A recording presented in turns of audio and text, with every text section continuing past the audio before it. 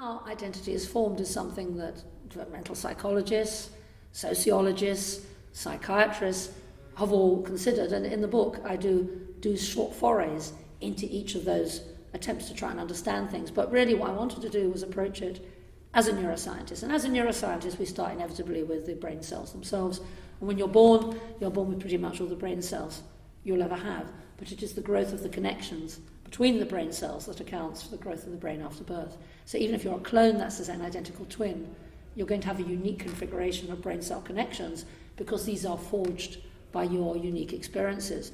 So I would be quite unashamed to say, and I hope this doesn't upset people, that when a child is born, when they're very young, they don't have an identity. They don't have a fully formed identity in the sense that you will have by the time you've really realised your birthright as a human being of having these associations and connections, personalising your brain.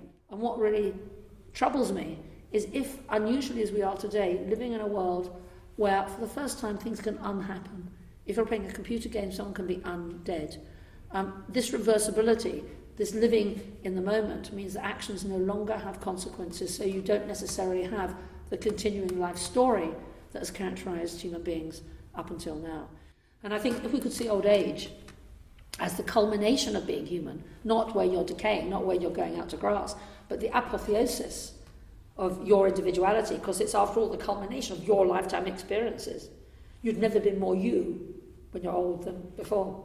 That's how I see it, and that's how I think we should start to think about it in society. What neuroscience can do is to understand in the brain these different modes of living in the here and now, being very excited, having a high emotion, such as with the screen, as opposed to following through a chapter, a story, the story of your life, where actions have consequences. One thing leads to something else, and I think neuroscience can help us in these different modes. In particular, we know that the chemical dopamine underscores high arousal and emotion and reward and addiction. And in a recent study that's just come out, was even reported in the general press, it's been shown that people who are doing a high degree of gaming have an enlarged area of the brain called the ventral striatum, which is one of the places where lots of dopamine is released and where drugs of addiction are targeting. Now, of course, when you see this enlarged area, you don't know whether people who happen to have this enlarged area are predisposed to playing games. I suspect the opposite, that it's given the plasticity of the brain, that if you're playing games a lot, it will exercise and rehearse and grow that area. So you have a much higher levels of dopamine, and along with that, the propensity for high arousal, you're more excited, you're more easily distracted, you have a shorter attention span, and you're addicted to the here and now of the moment. So these are the kind of insights that neuroscience can give you, and of course that does impact on how you see yourself, because my own view, especially in the moment, is if in this unprecedented way people are living for large amounts of their time in a world where you don't have a past and a future, you are just in the moment, you are connected, that this could have profound implications on how humans think and therefore what kind of society we're going to have. Another aspect of identity is empathy, as well as how you see yourself. And again, one has to look at trends, and I know they're just trends, and I know this isn't showing causality, but given time and a modest budget, I'm sure epidemiologists could start to explore trends in the same way as they did in the 1950s when people first started out to look at the difference between smoking, the increase in smoking and cancer, for example. At the time, the mantra of the tobacco companies was there's no evidence. And there wasn't, but there was grounds for trying to get evidence, and indeed it was eventually shown there was a causal link. And I think that one could have a comparable situation here, that it was reported recently in 1,400 college students there was a decline in empathy over the last 30 years, particularly accelerated in the last 10.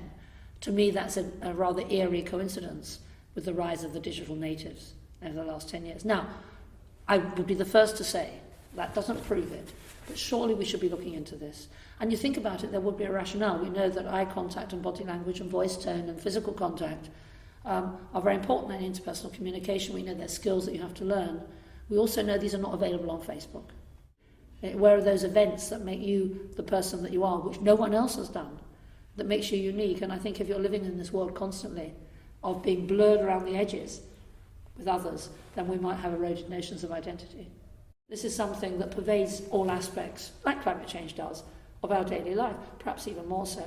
So I've coined the phrase mind change, which I think is appropriately neutral, So what we're going to do with this. Now, what mind change could do is to shape an environment, to give us scenarios, to give us possibilities, as never before, to realise our potential, our mass, as unique individual human beings, as never before. We've never had that opportunity. My mum dodged bombs in the Blitz. She wouldn't have worried about her identity or fulfilling herself, just wanted to live and survive. For many people, that is sadly still the case. For us, that's not the case. We're going back to those old questions. Who am I? Who am I?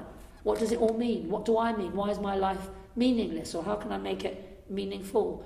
And I think that what mind change can do is to rescue us from the lure, and it would be that, of fundamentalist extreme ideologies which promise a meaning, promise permanence, albeit collectively, at the expense of your individuality, or consumerism, which promise individuality but don't deliver, as you find your neighbour has the same trainers as you and is as individual as you are, and you have this arms race of identity.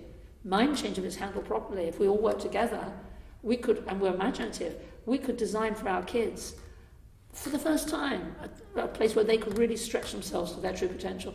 That's our challenge. That's what mind change is, as opposed to sitting glassy-eyed in front of a two-dimensional environment, having only your hearing and vision stimulated, going yak and wow and yak and wow.